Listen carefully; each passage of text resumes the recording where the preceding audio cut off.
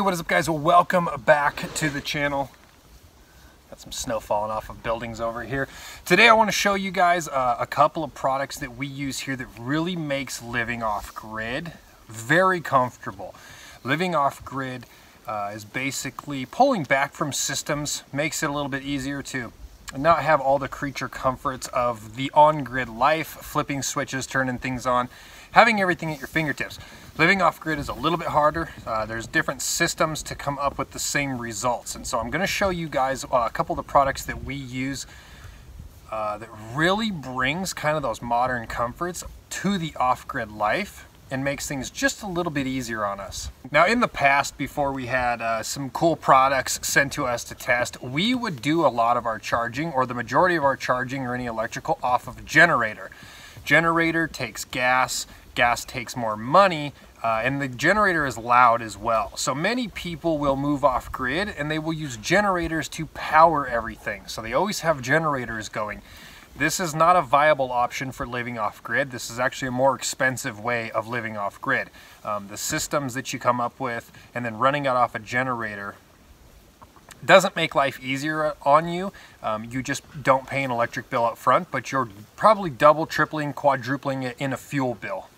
Now with these two products here, guys, we are able to do quite a bit of stuff with them. Of course, solar panel. These solar panels we use to charge this product right here, which means no generator and no bill at all. We get our source of power from the sun, charges this battery bank for us, and then we are able to use this for the things that we charge. It links in the description for both products here, both the solar panel as well as the battery bank. There's a link in the description for the battery bank that should save you $400 off of this specific battery bank. This company also has some smaller battery banks that we have used and shown on this channel as well. This battery bank here is big enough to power maybe a small cabin for a period of time if you used this battery bank as a backup.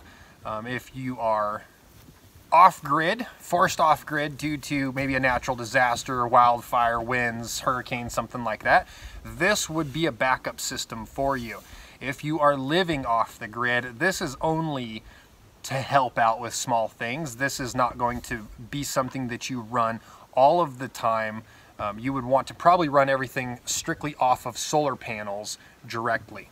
So what we use this thing for, guys, we actually use this one for charging phones mostly. The wife also uses this for plugging in her curling irons, hair straighteners, that sort of thing, which makes the wife happy. So this isn't a main source of power. We don't have stuff plugged into this all the time. There's not constantly a light burning off of this. There's not constantly a TV going off of this. We don't live that way. That is not the systems that we need to provide us with the life that we have. When we moved off grid, we scaled back all of those creature comforts. We do not sit and watch TV. We do not have lights burning in our house or on all of the time. The majority of people do have that. You always have a light on in the house, or you always have a TV going. That's just kind of the culture we've developed into. We have scaled those things back.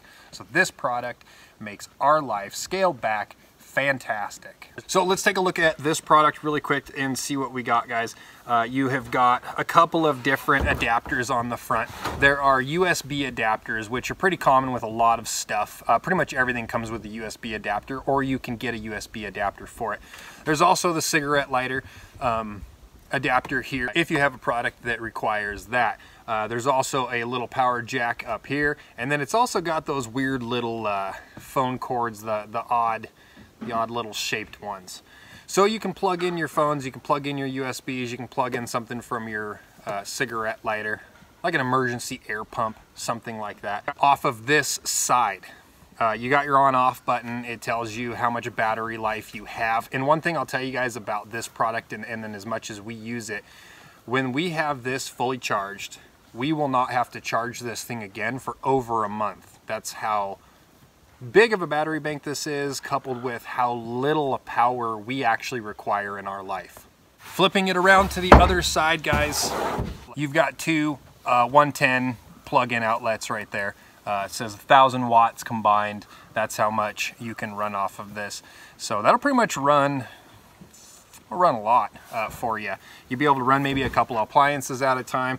If you are really hard up and your power was down, you wanted to watch TV, this thing would allow you to watch TV for quite some time actually. Now I've never tested it with running an appliance that long because we don't do that.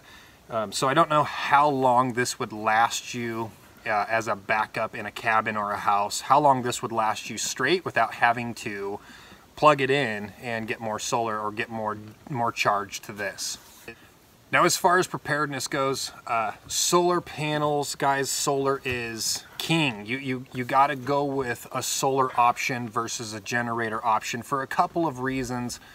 One, solar generally doesn't run out. It does get weaker in the winter time. Sometimes it is non-existent in the winter time, in which case you would just want a larger battery bank. But generators break down. Generators require the grid because you have to go and get fuel.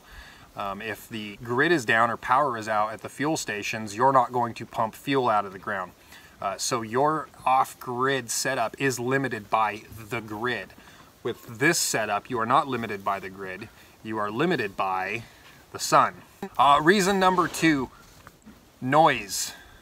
If you are running a generator in a grid down situation, you are letting everyone around you know that you're running a generator.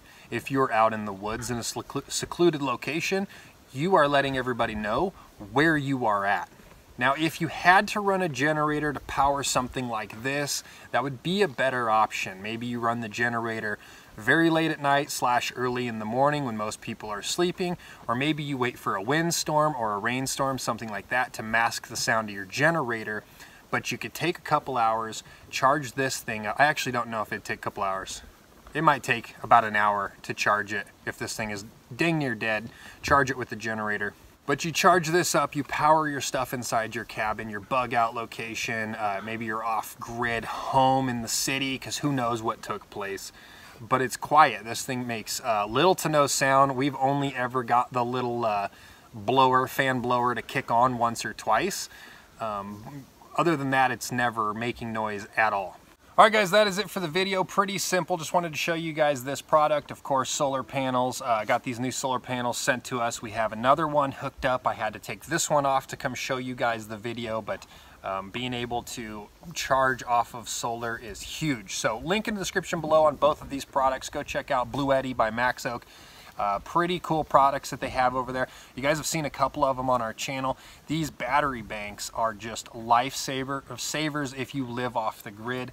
If you're looking for an option, maybe not as expensive as this one, because this is for a much bigger, larger setup. They have a smaller version as well, and I will stick a link in the description below for that one, because that one as well has a discount, I believe. So hopefully you guys can take advantage of that. 'Tis the season, guys. We might all be off grid here very shortly.